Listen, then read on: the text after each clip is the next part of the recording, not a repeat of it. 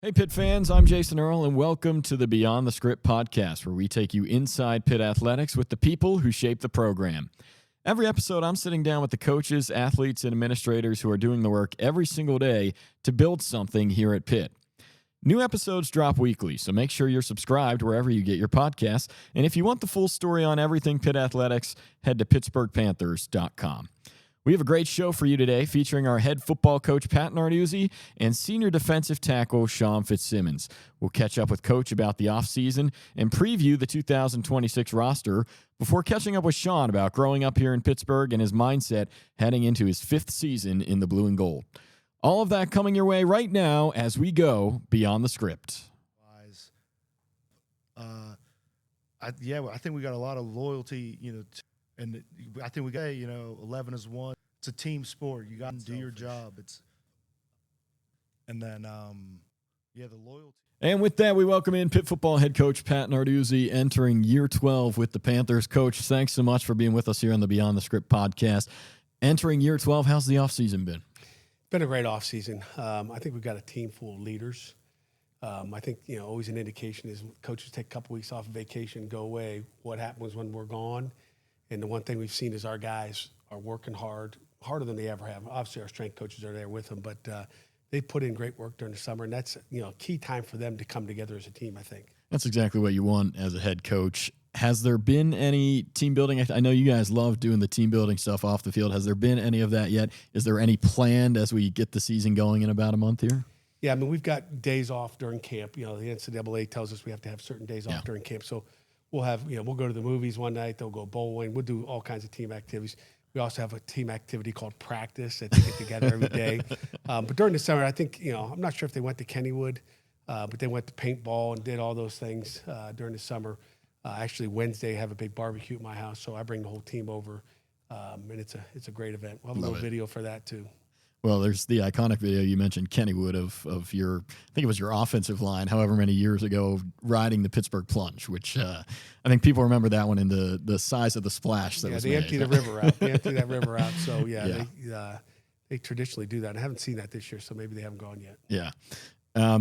Mentioned this is going to be year 12 for you. You are now the third longest tenured active ACC head coach, and Pitt being your first head coaching job. What do you think just has made this the right fit?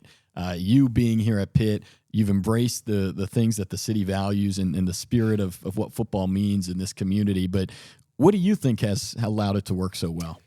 Well, I think life is about decision making. I tell our kids all that time, when the portal opens up, it's about decision making, making right decisions. And I felt like throughout my career in coaching, I've made the right decisions. I had opportunities to be a head coach years before, but chose to stay where I was because I was happy with where I was. I was having fun being a defense coordinator with Mark D'Antonio for 11 years prior to. So I think it's about making good decisions for the right move. And I always tell this story, like, the other opportunities I had, I always went to Coach D'Antonio and said, hey, Coach, what do you think? What do you think of each opportunity? And I always had that question. And when this opportunity came up, even before the interview, I said, Coach, this is the one. I didn't ask him. And I think, that's what it comes down to. When it's the one, I'm from up the road, grew up in Youngstown, Ohio, went to Ursuline High School, and played my freshman year for my dad up there at Youngstown State. And, this is like home for me. And, again, Youngstown's a little steel city. Pittsburgh's a big steel city. And I said this, when I take a head job, my plan is, plans are always change. But my plan was, when I take that head job, to stay there the whole time. It was going to be a big enough job that I was going to stay there. My first job offer was at Akron. And that just wasn't going to happen. I think the first thing I'd be doing is trying to win to get out of there, to get a Pitt job. So I was like, why would I take that job? I'll just keep being a coordinator and making good decisions. Well, that's an awesome story. So you told Coach D'Antonio instead of asked in the case of Pitt. There was no ask. Like I remember, I didn't know that till afterwards. Right. It didn't hit me until I got the job. It's like, I knew this was the one, and I didn't have to ask. I told him this is it. And I guess when you have to ask, is this the right decision? It's probably not the right decision. Yeah. When you know it's the right decision for the right reasons, then you make good decisions. Yeah, and now here just about 12 years later, ACC championship winning head coach. So that's a great story. And you just recently got back from ACC kickoff in Charlotte preseason media event. Do you pretty much know the drill with that at this point? I know the drill down there. 12 years, you know the drill. Where you go eat on the night before. Usually, maybe you don't know. You change it up. Try to. But it's a great event, especially to team building it, to get with my guys that are going down there, have dinner, and then just educate them more than anything on what they have to do the next day. And so Pitt looks good, and which our guys did a great job representing the university.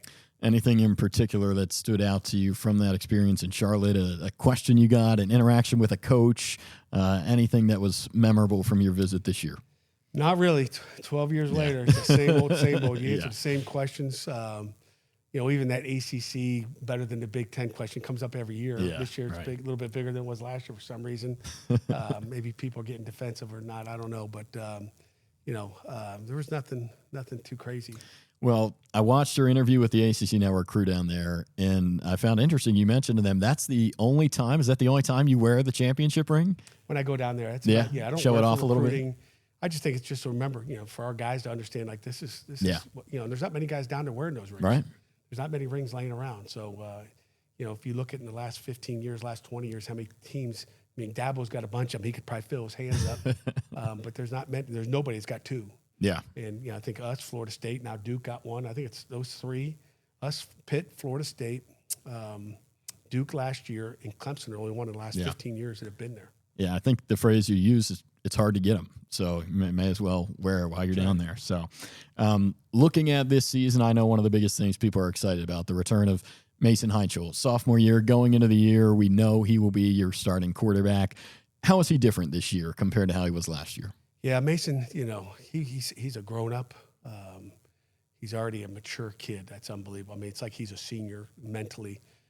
Probably one of the best leaders I've been around, very similar to a Kenny Pickett leadership-wise. So he's going to make everybody in his circle better. He's going to make our entire team better, our staff better, the university better. So I think his leadership is what really stands out to me.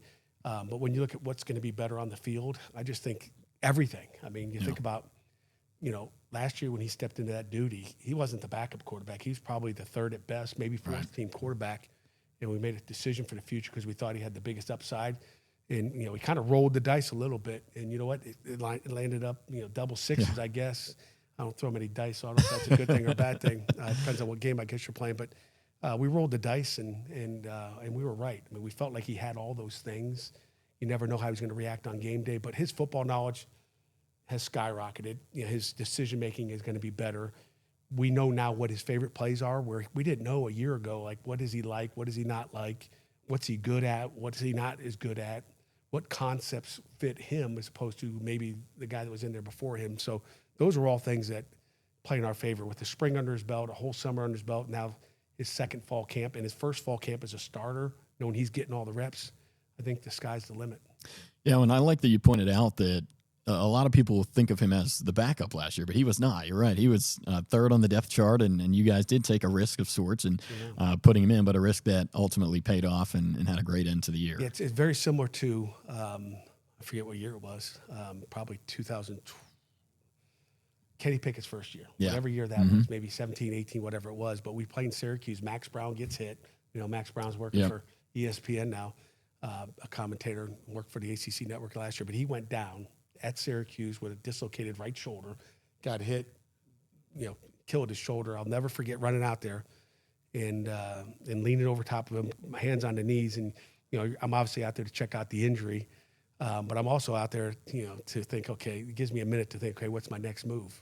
And I put the backup in, but by the end of the game, I put the future in, which was Kenny Pickett. So I really played three quarterbacks in that game because I knew that was, best thing was to put the backup in at that point. But the last three plays, I think Kenny Pickett took over. And, there's those things that you're constantly thinking of. What if it's long-term? What if it's short-term? What are we going to do? Well, I know anytime you hear that comparison and fans get super excited. And obviously if Mason ends up having a career, anything similar to Kenny's, or Heisman finalist, first-round NFL pick, big things in store, and just his sophomore year, the potential is through the roof. So, right. Now, when you say sophomore year, it's really his, sophomore. We can't even use it anymore. Yeah, right. It's his second year, so he's got 4 years of eligibility left. Yeah, with this new 5-for-5 rule. So that's another interesting thing. So it's his second year, and he's got 5 years to play. Yeah, super excited to see what he brings in year two for him. Let's look at running back as well, because people forget, Mason's not the only first year coming back into a second year. Boosie Turner really burst onto the scene last year. Obviously, Des Reed was banged up for portions of the season. and Turner filled in seamlessly. So now that he's going to be in a bit of a larger role, what gives you confidence in what he can do with that? Yeah, well, he was in a large role last year because Des was out quite often. So, I mean, I see him as obviously a big-time returning starter. The one thing about Boosie or Jakarian is that he's put on 15 to 20 pounds in the offseason. So we already know he's fast. He wasn't real big, but he was durable. So I think the big thing is he's put on weight. So he's going to be able to break more tackles, not just make people miss. So he can do it all now. He becomes an every down back, and we've got some good depth behind him as well. So Mason and Turner both coming back from big seasons last year. As you look at the rest of the offense, what are some things that have stood out to you to this point that with about a month to go towards the season that people should be excited about? Well, I think, again, having Mason be our leader, and when you talk about leadership, it's not just about what you're saying. Yeah. It's what you're doing. He's led the team during the summer. Even during once spring ball's over, we can't be out there as coaches watching 7-on-7, pass skelly, whatever you want to call it. Everybody knows what pass tournaments are. But he's out there running the show and calling the plays. He's got a script of, hey, we installed these plays today, go do it. And but he's leading the offense, and just the comfortability that he has with the rest of the offense and the receivers, the tight ends, and obviously, I mean, he can change protections now more than he could a year ago. A year ago, that was like, watch out. He changed the protection. He may get hit in the back of the head too because he might not know where his people are, but he knows exactly where everything is now, and he's been doing that. He can change runs now, check runs, so we'll give him the option to be able to check runs at the line of scrimmage. I've loved hearing all those stories, not just about his leadership and maturing a little bit and the ways he's changed in that regard, but also the on-field stuff as well has been really cool. As we shift into the defense, new defensive coordinator for you, Corey Sanders, gets the job. What makes him the right person for this role? Yeah, I knew as soon as Randy came in and told me the first day and had tears in his eyes that he was going to retire. I was like, what? I didn't think he'd ever retire. You never, as a coach, you never think about retiring. Right. But when he retired, I knew, exactly where I was going, what I was going to do. Got a ton of trust in Corey Sanders. He's been on my staff for a long time. He understands our defense. I always think that coverage piece that he has knowledge of is critical. And again, I had several guys on staff that could have been that guy, but it's my job. I can't make sure everybody's happy. I can't make everybody happy. I'm not a guy that likes to have co-coordinators. I want one guy in charge. It's his voice, and he's running the show. And just got a ton of confidence. It's going to be fun to watch. It's going to be fun to watch on defense. As you look specifically at your defensive line, we'll talk to Sean FitzSimmons in this episode as well. He's one of a few returners you have on that defensive line. How excited do you get as a coach, especially in this era of college football, when you can have as many returners on your defensive line as you do? Yeah, I mean, it makes you feel good because everything starts up front, whether it's the O-line. Mason can't be who he is on offense without that offensive line, and neither can our linebackers or our secondary for that part. We're excited for Fitzy. He's a guy that stayed healthy all last year for the most part. I mean, everybody gets banged up, but him and Nick James will be the guys in there. We got Elite and Jeremiah Warren, two other guys that'll be in there. Ty Uhas, as well as Ty Summers. So Trevor Summers. So we feel good with the depth we've got inside for next year, and they're only going to get better. When you look at your linebackers, a lot of people will love to talk about what you lose. You lose Kyle Lewis to the NFL, you lose Rasheem Biles, but one thing that maybe hasn't gotten talked about enough is the year Braylon Lovelace had a year ago, and I think especially the way he developed from the start to the end. You think about the 100-yard pick six down in Atlanta against Georgia Tech. How has he changed this year, and how much do you need from him now to kind of anchor that linebacker group? I think every year our guys grow. It's time for Braylon to grow one more year. I think he's going to be another NFL linebacker. He's got 2 years left too, by the way. He's not even a senior anymore. But he's got 2 years to play, if he decides to take those 2 years. So we're excited about that. But, he's become a better leader. Again, his knowledge gets better every year. Excited about Joe Bone, his new linebacker coach, that I think is teaching him different things, new tools. I think anytime, you lose a good linebacker coach like we did, to get another really good linebacker coach, just gives you more tools in your tool belt as a linebacker. And, we did lose some outside backers, with Kyle Lewis being the main one that we lost. But we've got some, guys that are going to come in and fill in that I think, based on our defense and how we teach our guys and what we do schematically, that we're not going to. I don't think at the end of the year I'm going to say, man, those were big losses a year ago. I think we're going to go we did a good job filling those spots, and we got guys to play. Yeah, and you've done a consistently good job of kind of rebolstering your defense year over year as you lose guys to the NFL consistently throughout your tenure. Looking at the secondary, you've got some position battles at corner, safety, a lot of guys coming back. What has stood out to you in those spots? Yeah, I mean, when you look at, just overall the entire team, we have great depth. But I think, we've got 5 DNs that I think can play for us, at least 4 right now. Inside we talked about those 4 guys, but, we're 2.5 deep at linebacker. Last year, our 4th linebacker, Jeremiah Marcelin, who's returning as well. Didn't mention him. Like, he'll probably be the starting middle linebacker if he continues to do what he's done. And we lost him. He was our 4th best linebacker with Lovelace, Kyle Lewis, and Biles.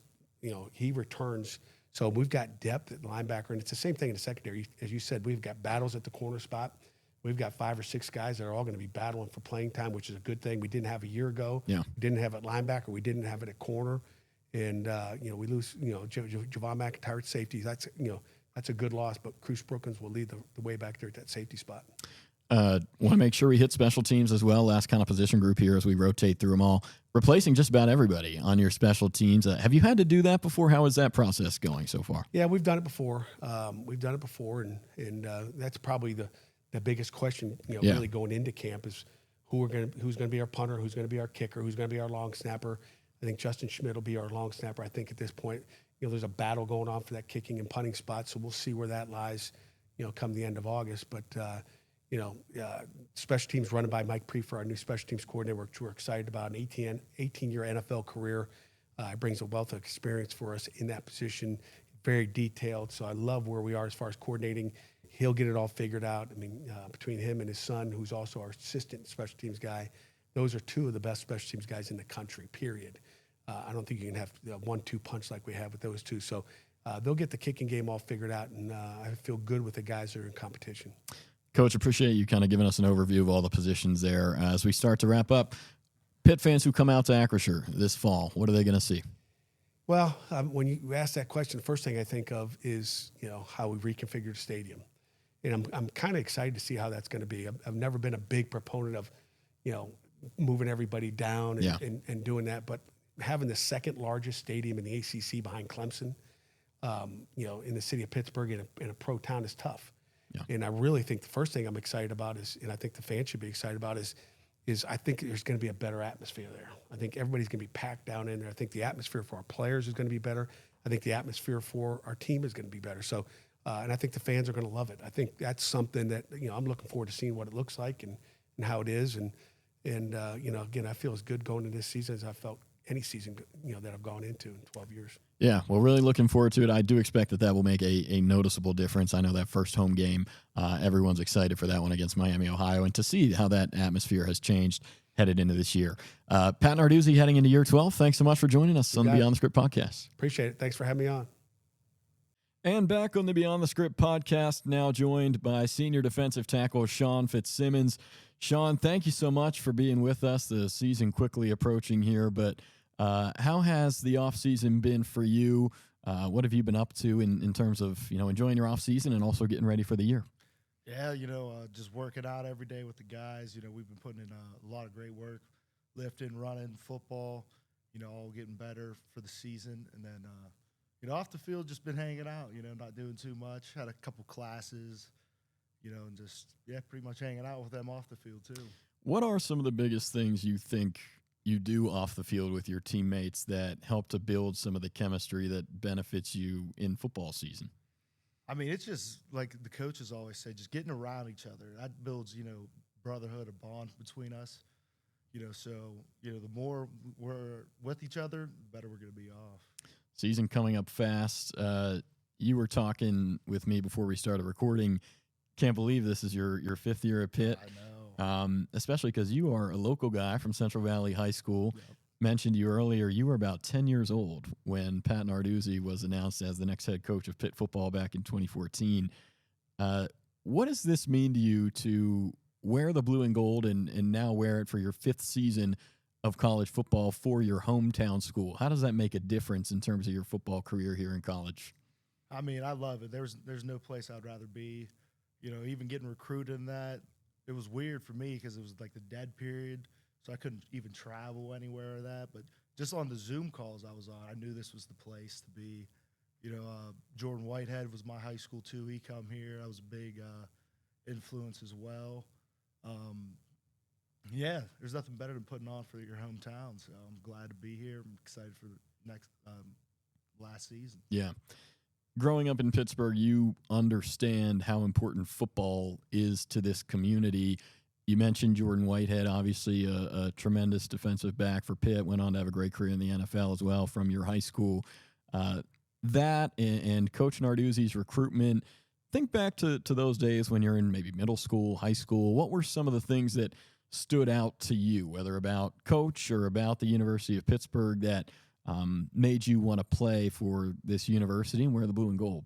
Yeah, just being local, I was a Pitt fan growing up, so that was a big deal for me. And then just Coach Narduzzi and all the coaches, I mean, they make you feel at home. It's like a family, they're all, he has the best interests for all of us, and he'll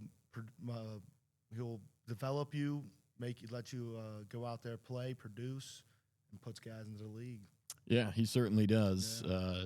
Was talking with you before the recording as well about Larry Fitzgerald recently going on a different podcast mentioning that the presence of Pitt football players in the NFL has been very evident, very clear, certainly under our Coach Narduzzi's tenure as well. He recently had ACC kickoff down in Charlotte, kind of the preseason media event for the conference, and a few things consistently mentioned by him and some of your teammates. Loyalty, leadership, unselfishness, these are some things that he has preached throughout his career and especially this offseason with this team for the 2026 season. Where have you seen those type of qualities show up with Pitt football and with the group you have ready for this fall? We always say, 11 is one, do your job. It's a team sport. You got to be unselfish. And I think we got great leaders coming up. I think we got a lot of loyalty, to the program. Everyone's bought in. Everybody's excited for the season. And I think it'll be a good year. Yeah, you mentioned some of the leadership, a lot of returning players on this team, yourself being one of them.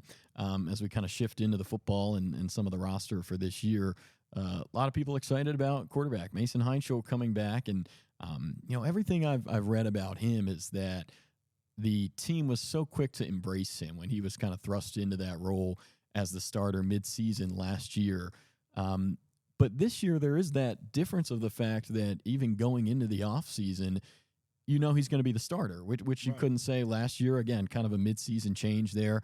How has that kind of made things different from your perspective and maybe some of your teammates just going into a season knowing that he's going to be the starting quarterback? What changes have you seen from him and in the way he approaches the game?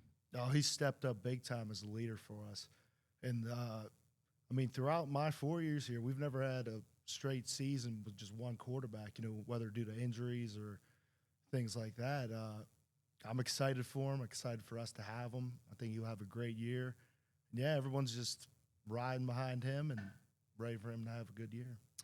Looking at some of the other parts of the offense, specifically the O-line, because that's who you're going to be going up against in practice. Right. Tell me about some of those guys and why they're going to give some teams trouble this year. Oh, I think we have a great O-line.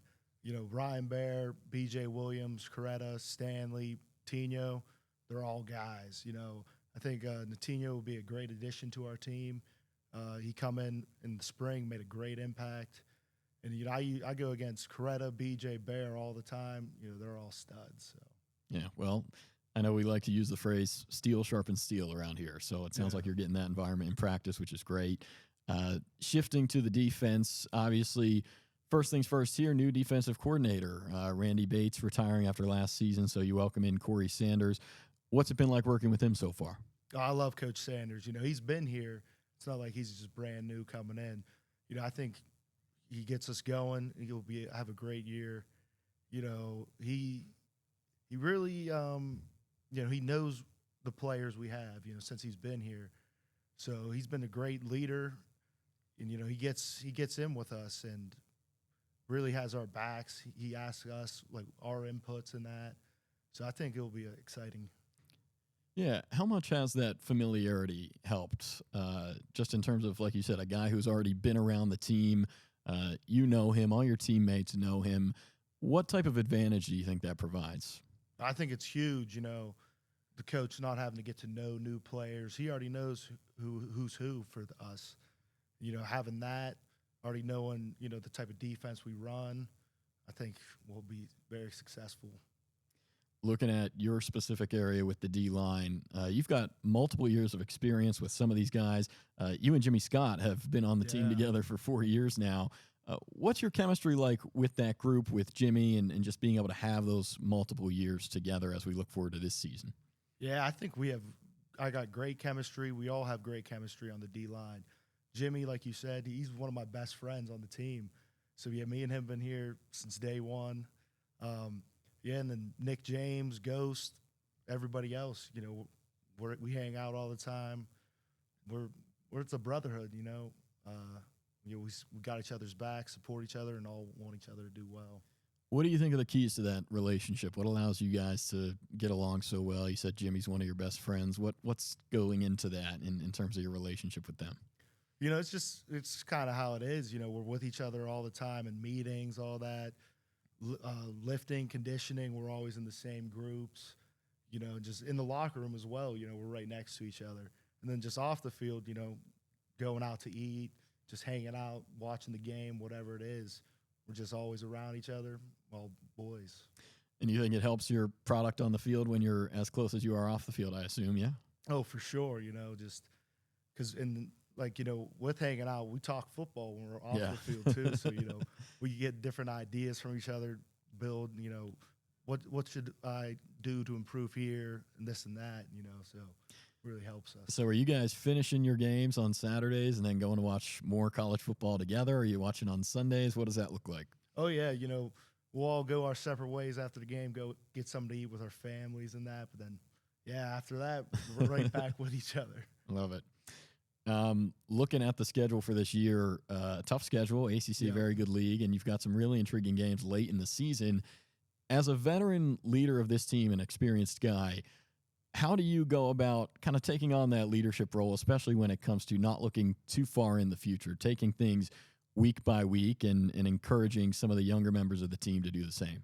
Yeah, one game at a time mentality. You can't look past whoever you got that week. Just staying focused on the task at hand, because there's always, Coach Dews talks about it, the relief syndrome. You can't come off a big win and then next week have a lesser opponent. You can never overlook past anyone. So you always got to be on top of your game, always ready for anything. How do you think you've changed, whether it's as a leader or receiving some of those tips from Coach Narduzzi compared to 5 years ago when you came in to now being that veteran presence in the locker room? Yeah, as a freshman, I really didn't feel like, I could say anything because I haven't proven myself yet, But now as a, going on my 5th year, I think, all the experience, I had to step up as a leader now, lead the team. Sometimes it's not the easiest thing to do, having to get on people you're friends with and that, but got to be done to be productive. What is the overall mood, spirit of the team right now? Mentioned training camp and the rest of the preseason activities, start of the season, all of that quickly approaching. Yeah. What is the team's mentality right now? Oh, we're ready. We're all excited. Training camp starts next week.